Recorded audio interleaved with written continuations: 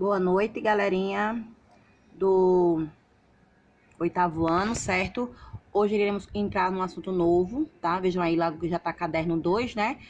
Iremos entrar a falar sobre fronteiras e alguns blocos econômicos. Aqui eu tenho blocos políticos, tá? Que é o que nós iremos trabalhar, a terra como território político. O que nós iremos estudar no capítulo, as fronteiras, os estados no mundo, as formações dos estados nacionais, estados-nação e as organizações internacionais. As fronteiras, nós estamos vendo aqui um mapa político, certo? O mundial, onde eu possuo alguns continentes, tá? O que vão ser essas fronteiras, gente? Essas fronteiras vão ser linhas, né? Ou limite que demarca um país e separa de outros. Ou seja, o limite entre um país e o outro. E essas fronteiras, elas podem ser de dois tipos. Elas podem ser naturais ou elas podem ser artificiais. Uma fronteira natural que eu tenho aqui ó, o Brasil, a Argentina e aqui o Paraguai.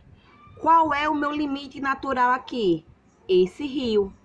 Esse rio, ele é a minha fronteira, a fronteira entre o Brasil e a Argentina, a fronteira entre o Brasil e o Paraguai. Então, é uma fronteira natural. A fronteira artificial é o muro, né, a construção do muro entre Estados Unidos e o México, onde Trump que ele quer fazer essa divisão, essa separação, construindo esse muro. A fronteira, então, o limite final dos Estados Unidos e o limite final do México é justamente aqui nesse muro. São uma fronteira artificial.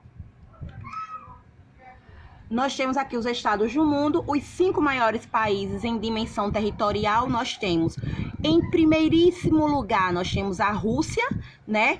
Porém, a Rússia, ela possui um dos maiores territórios do mundo.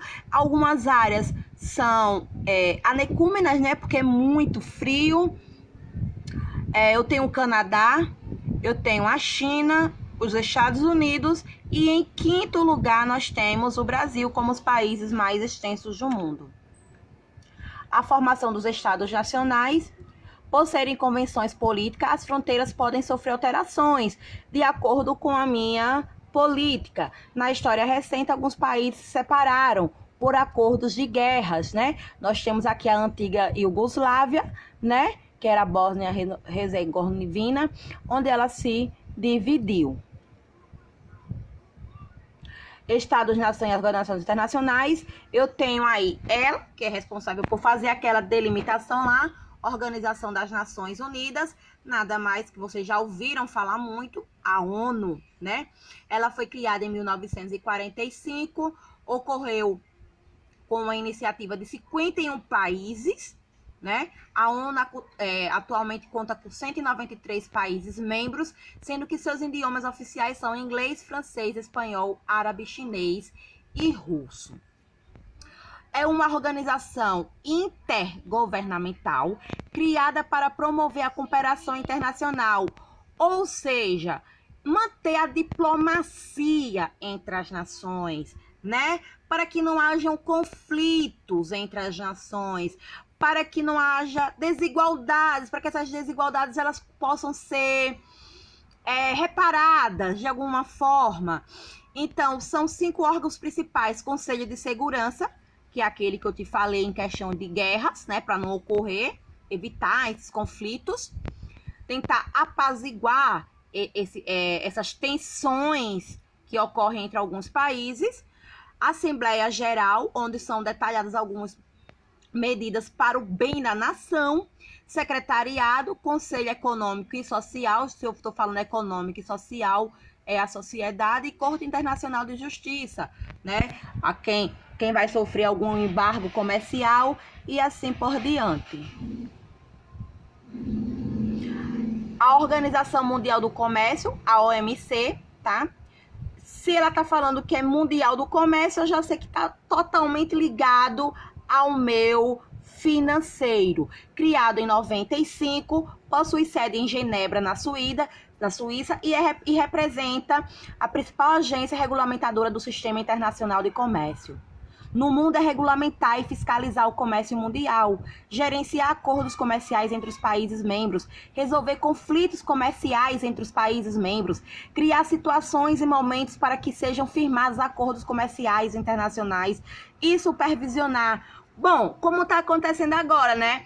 A China está produzindo várias máscaras, vários produtos. Os Estados Unidos correu, comprou tudo e está faltando produto, por exemplo, aqui no Brasil.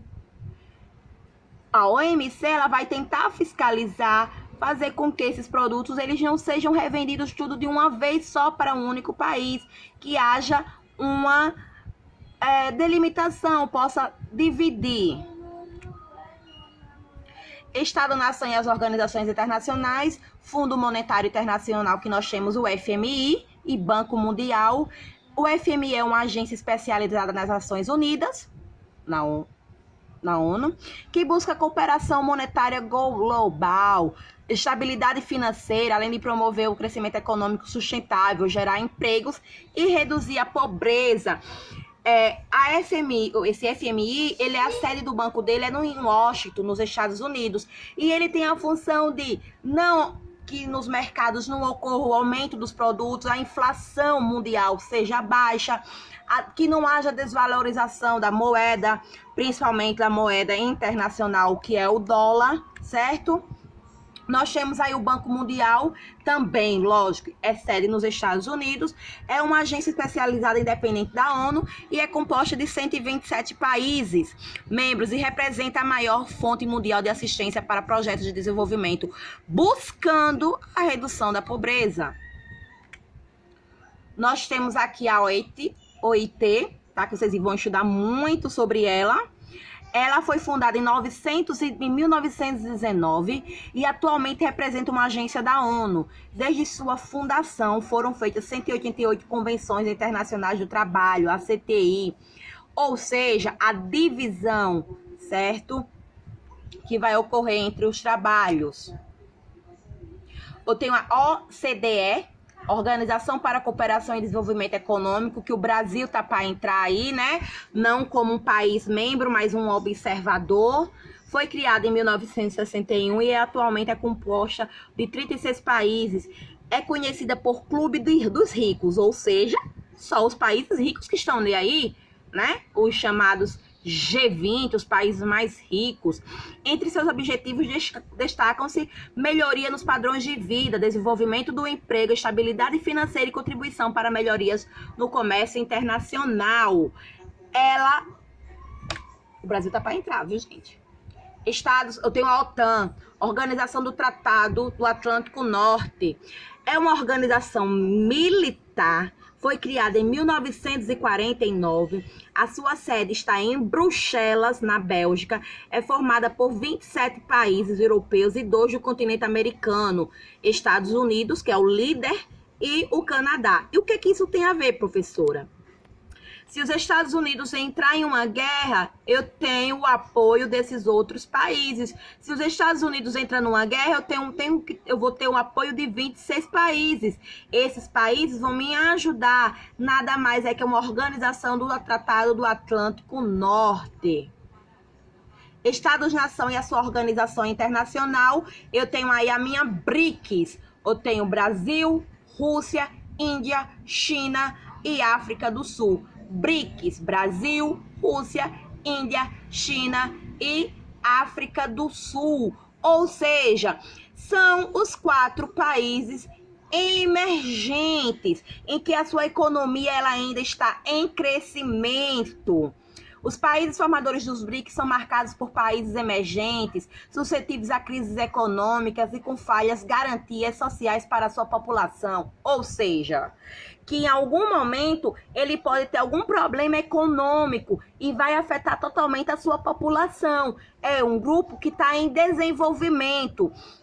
Ao contrário do Mercosul, que é um onde o Brasil também faz parte, ou da União Europeia, o BRICS não pode ser conhecido como um bloco econômico oficial, porque ele não possui um estatuto ou um registro formal. Qualquer um vai poder fazer sua alteração. O BRICS funciona apenas como um mecanismo político internacional de cooperação mútua entre os países integrantes. Ou seja, eu compro do Brasil, o Brasil compra da China, o Brasil revende para a Rússia revende para o Brasil.